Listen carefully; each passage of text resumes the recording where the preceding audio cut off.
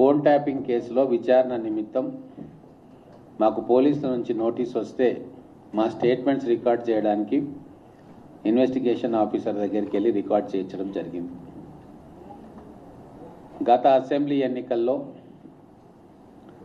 మా ఫోన్లతో పాటు కుటుంబ సభ్యుల ఫోన్లు, మాతో మాట్లాడే ప్రతి ఒక్కరి ఫోను, జర్నలిస్టు మిత్రుల ఫోన్లు అన్నీ కూడా కొన్ని వేల మంది ఫోన్లు ట్యాప్ చేయడం జరిగింది.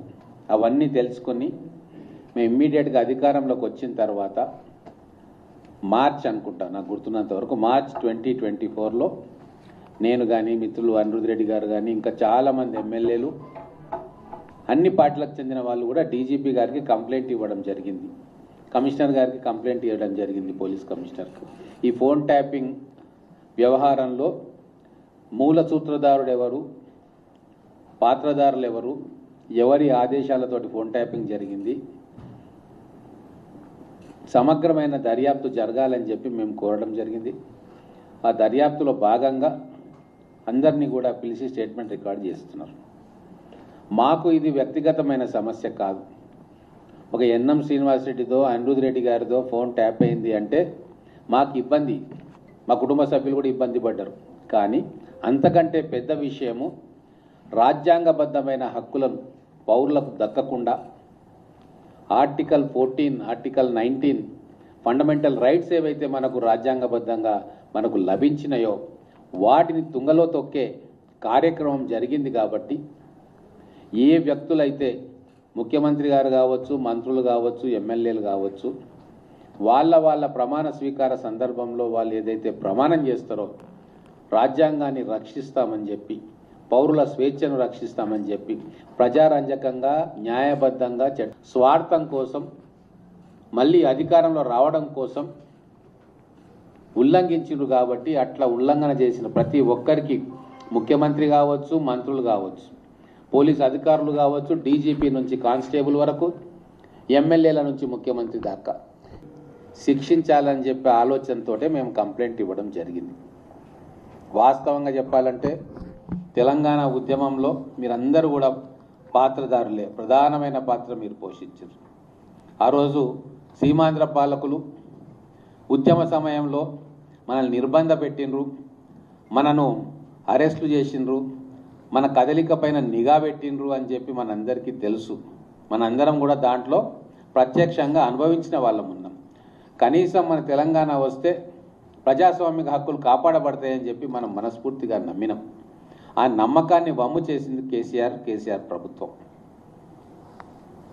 ఈరోజు రాజకీయాల్లో గెలవాలంటే ఎన్నికల్లో గెలవాలి, మీ పథకాలతోటి గెలవాలి, ప్రజలను మెప్పించి గెలవాలి తప్ప మీ యుద్ధం ఫోన్లలో ద్వారా చచ్చిపోయినట్టే. మీరు ప్రజలకు రూపాయి వంతు లాభం చేయలేదు కాబట్టి, ప్రజలు నీకు ఓట్లు వేయరు కాబట్టి, ఓట్లు వేయరని రూఢి చేసుకున్నారు కాబట్టే ఈ అక్రమ పద్ధతుల్లో వాళ్ళ కుటుంబాలతో ఏం మాట్లాడుకుంటున్నారు, వాళ్ళ జీవితాలను తొంగి చూసి వాళ్ళ బలహీనతలను ఆధారం చేసుకొని వాళ్ళను భయపెట్టి బ్లాక్మెయిల్ చేసి ఎన్నికల్లో గెలవాలని చెప్పి కుట్ర చేసినారు. కాబట్టే మీకు శిక్ష పడాలి అని చెప్పి మేము కోరుకుంటా ఉన్నాం. ఇది చాలా చిన్న విషయంగా కొందరికి అనిపించవచ్చు, కానీ తెలంగాణ ఉద్యమానికి పునాదిగా ఉన్న స్వేచ్ఛా స్వాతంత్రం, దాన్ని తుంగలో తొక్కిన మీకు మళ్ళీ ఒకసారి ప్రజల దగ్గరికి పోయి ఓటు అడిగే హక్కు లేదని చెప్పి మీకు మీరు రుజువు చేసుకున్నారు. ఈరోజు సమస్యల మీద మీరు మాట్లాడుతున్నారు అక్కడక్కడ. మళ్ళీ మేము అధికారంలోకి వస్తామని అంటున్నాం. కేటీఆర్ గారు అంటున్నారు, హరీష్ గారు అంటున్నారు, మిగతా కొంతమంది అంటున్నారు. మీకు అధికారం ఒకవేళ పొరపాటున అధికారంలోకి వస్తే ఏం చేస్తారు? మళ్ళీ మీరు ఇప్పుడు వేల మంది ఫోన్లు ట్యాపింగ్ చేసిండ్రు, రేపు లక్షల మంది, కోట్ల మంది మీద నిఘా పెట్టి ట్యాపింగ్ చేస్తారు. ఎవరు నాకు ఓటేయలేదు, గత ప్రభుత్వంలో ఎవరు మాకు ఓటేయకుంటే మేము ఓడిపోయినామని చెప్పి మీకు తెలుసు కాబట్టి తొంగి చూస్తాం. అందుకేనా మీరు అధికారం అడిగేది? కాబట్టే ఇటువంటి పెడ ధోరణులు మన ప్రజాస్వామ్యంలో ఉండకూడదు. ముఖ్యంగా ఎన్నో పోరాటాలు చేసి, తెలంగాణ సాయుధ రైతాంగ పోరాటం చేసి ఇక్కడ ప్రజల కోసం ప్రాణాలు అర్పించిన అమరవీరుల త్యాగంతో వచ్చిన తెలంగాణ. ఈ తెలంగాణ రాష్ట్రంలో ఈ నిఘా వ్యవస్థ పోలీసు రాజ్యం ఉండొద్దని చెప్పి మనం కోరుకున్నాం. కానీ కల్వకుంట్ల కుటుంబం అవన్నిటిని కూడా పక్కన పెట్టి కేవలం 4 కుటుంబ సభ్యులు అధికారంలో కలకాలం కొనసాగాలి అని చెప్పి అక్కడి నుంచి కింద ఉన్న ఎమ్మెల్యేలు మంత్రుల దాకా ఈ దారుణమైన ఫోన్ ట్యాపింగ్ రాక్షస క్రీడలో ప్రత్యక్షంగా పాలు పంచుకున్నట్టుగా మాకు ఇప్పుడు ఇన్వెస్టిగేషన్ పోతే అర్థమైంది. ప్రతి ఒక్కరి ఫోన్లు ట్యాప్ అయినాయి. మేము ఎవరితోటి మాట్లాడుతున్నామో రాజకీయంగా లేదా ఎలక్షన్ పరంగా వాళ్ళందరికీ కూడా లోకల్గా ఉన్న ప్రజాప్రతినిధులు ఫోన్లు చేసి వాళ్ళని బెదిరించడం జరిగింది.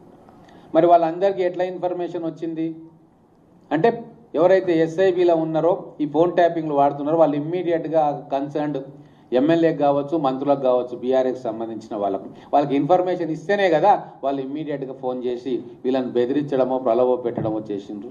అంటే వ్యవస్థీకృతంగా ఇంత దారుణమైన పని చేసిన వాళ్ళు స్వేచ్ఛగా ఇప్పుడు రాజకీయ నాయకుల ముసుగులో మళ్ళీ మేము పోటీ చేస్తాం గెలుస్తామన్న ఆలోచనలో ఉన్నారు. అంటే మన వ్యవస్థలు చాలా గట్టిగా పనిచేయాల్సిన అవసరం ఉంది. మళ్ళీ ఒకసారి ఇటువంటి దుర్మార్గమైన చర్యలు ఏ ప్రభుత్వం కానీ ఎప్పుడు కానీ చేయకుండా కట్టడి చేయాల్సిన బాధ్యత ఇప్పుడు విచారణ సంస్థల మీద ఉంది, రేపు కోర్టుల మీద కూడా ఉంటుంది. ఛార్జ్షీట్ వేస్తారని చెప్పారు జూన్లో. నేను ప్రజలందరి తరఫున కోర్టులకు విన్నపం చేస్తూ ఉన్నా. కొన్ని సందర్భాల్లో జడ్జిల ఫోన్లు కూడా ట్యాప్ అయినాయని చెప్పి మీడియా కథనాలు వచ్చినాయి.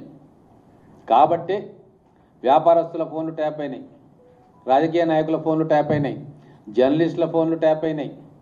ఇవన్నీ కాకుండా సాధారణ గృహుల ఫోన్లు కూడా ట్యాప్ అయిన విషయం తెలుస్తూ ఉంటే సిగ్గుతో చచ్చిపోవాలని ఎంత దారుణాలు చేసింది.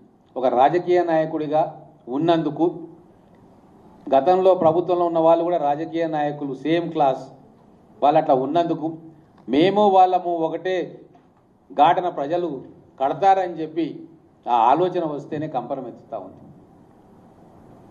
అందుకే చాలా సిన్సియర్గా విచారణ చేస్తూ ఉన్నారు. మేము కూడా మాకు తెలిసిన విషయాలన్నీ కూడా వారికి చెప్పడం జరిగింది. మాకు నమ్మకం ఉంది వ్యవస్థల మీద, ముఖ్యంగా కోర్టుల మీద. ఎందుకంటే ఛార్జ్షీట్ వేసిన తర్వాత కేసు కోర్టు పరిధిలో ఉంటుంది, వాదోపవాదాలు ఉంటాయి. ఖచ్చితంగా మూల సూత్రధారుణ్ణి ఆయనతో పాటు ఈ ఫోన్ ట్యాపింగ్లో సూచనలు ఇచ్చిన వాళ్ళను టెక్నికల్ పాయింట్స్ తోటి ఇట్లా వాళ్ళు బయటపడితే అంతకంటే ఘోరమైన అవమానం ప్రజాస్వామ్యానికి ఉండదు. మనం అందరం బాధితులమే ఇక్కడ కూర్చున్న వాళ్ళందరం. కాబట్టి దీని మీద పార్టీల మలచాల్సిన అవసరం ఉంది. స్వేచ్ఛ వాళ్ళకి కావాల్సిన కొన్ని లక్షల మంది కుటుంబాల వాళ్ళ జీవితాల్లోకి తొంగి చూసిన దుర్మార్గులు మళ్ళీ ఒకసారి అధికార పీఠం మీద కూర్చోకుండా చేయడానికి మన అందరం కూడా సమిష్టిగా బాధ్యత తీసుకోవాలి. తెలంగాణ ప్రజలకు ఈ మీడియా సమావేశం ద్వారా నేను ఒకటే చెప్పదలుచుకున్నాను. గతంలో అధికారం ఉంది వాళ్ళ దగ్గర, బీఆర్ఎస్ నాయకుల దగ్గర.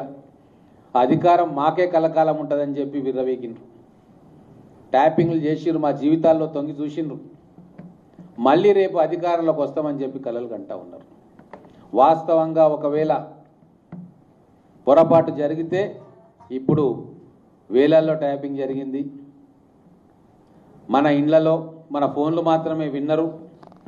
రేపు భవిష్యత్తులో వాళ్ళు ఇట్లా అధికారంలోకి వస్తే మన ఇండ్లలో సీసీటీవీ కెమెరాలు కూడా పెట్టి చూసే దౌర్భాగ్యమైన పరిస్థితి ఖచ్చితంగా వస్తుందని చెప్పి తెలంగాణ ప్రజలు ఓటేసే ముందు 1కి 10 సార్లు ఆలోచన చేయాలి.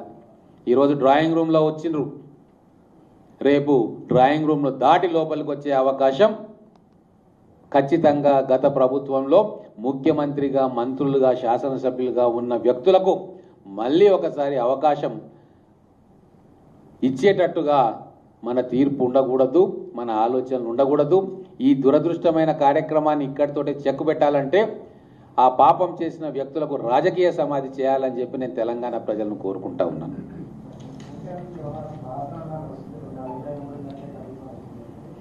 ఇప్పుడు వాస్తవంగా చాలామంది, కొన్ని వేల మంది ట్యాప్ చేసిర్రు. ఆ లిస్టు చూస్తూ ఉంటే ఇంత కట్టలు. మరి ఒక్కొక్కరిని పిలిచి అడగాలి కదా. మళ్ళీ అడగకుంటే టెక్నికల్ రీజన్స్ అని చెప్పి మళ్ళీ ఇబ్బంది పాలవుతుంది. కాబట్టి వాళ్ళు కూడా కొద్దిగా ఆలస్యమైన పర్వాలేదు, కానీ బాధితులందరికీ కంప్లైంట్ చేసిన వాళ్ళు కావచ్చు, బాధితులు కావచ్చు, వాళ్ళందరినీ కూడా పిలిచి వాళ్ళ అభిప్రాయాన్ని, స్టేట్మెంట్స్ను తీసుకొని పకడ్బందీగా కేసును తయారు చేసి ఛార్జ్ షీట్ వేసి కోర్టుకు సమర్పించాలని చెప్పి వాళ్ళు ఆరాటపడతా ఉన్నారు.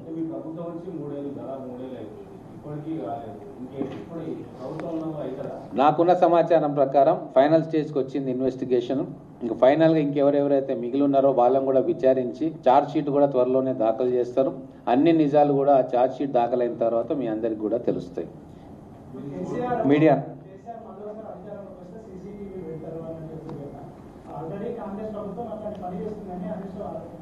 ఇప్పుడు దొంగతనం చేసిన వాడు ఏదైనా అడుగుతారు. మీకు తెలుసా, మీకు అందరికీ తెలుసు, బస్సులలో పోతుంటే మన పర్సులు కొట్టేస్తారు. ఒక గ్యాంగ్ అవుతుంది. ఒకడేమో పర్సును కొట్టేస్తాడు, ఇంకోడేమో దొంగ దొంగ దొంగ అని అరుస్తాడు, ఇంకోడేమో అక్కడ పోతుండని చెప్పి డైవర్షన్ చేస్తారు. గ్యాంగే ఆర్టీసీ బస్సులలో, ఫంక్షన్ హాళ్ళల్లో, పెళ్లిళ్ళల్లో ఏదైతే జేబులు కొట్టే దొంగల మాదిరిగా వాళ్ళు ప్రవర్తిస్తున్న తీరు తెలంగాణ ప్రజలందరికీ కూడా తెలిసిపోయింది. ఏ కార్యక్రమం చేసినా తీసుకొచ్చి బురద జల్లే కార్యక్రమం చేస్తూ ఉన్నారు. ఒక మంచి పని జరగద్దు తెలంగాణలో, మా పాలనలో జరిగిన అవినీతి బయటికి రావద్దు, మేము చేసిన దుర్మార్గాలు బయటికి రావద్దు. ఏదైనా ప్రభుత్వం మంచి పని చేస్తే దాన్ని డైవర్ట్ చేయడానికి ఏదో ఒకటి బట్టగాల్చి మీద వేయాలన్న తాపత్రయము చాలా స్పష్టంగా కల్వకుంట్ల కుటుంబ సభ్యులకు ఉందన్న విషయాన్ని మీకు తెలుసు, మాకు తెలుసు, ప్రజలకు కూడా తెలుసు.